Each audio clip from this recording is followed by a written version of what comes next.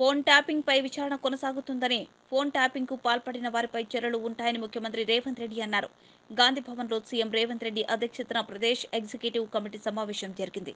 లోక్సభ ఎన్నికలో అనుసరించాల్సిన వ్యూహం, తుక్కుగూడలో ఏప్రిల్ 6న నిర్వహించనున్న కాంగ్రెస్ సభ ఏర్పాట్లపై నేతలతో చర్చించారు.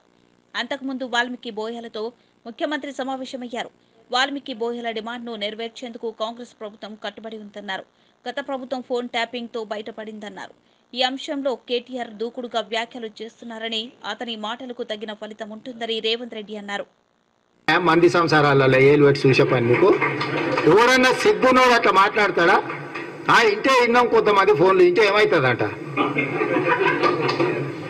ఎవరన్నా గిట్లా భర్త నుంచి ఎవడన్నా మాట్లాడతాడా? ఇంకేమవుతుంది? అదే అవుతుంది. చెర్లపల్లిలో చిప్పకూడి తినాల్సి వస్తుంది.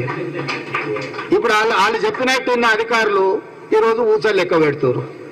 ఆయన అంతకంటే ముందే చెప్పినాం, వద్దురా నాయన, వాళ్ళు దుర్మార్గులు, దోపిడీదారులు, దొంగలు, వాళ్ళ మాటలు విన్నారంటే మీరు జైలుకు పోతారు, మిమ్మల్ని తర్వాత తిరిగి కూడా చూడారని.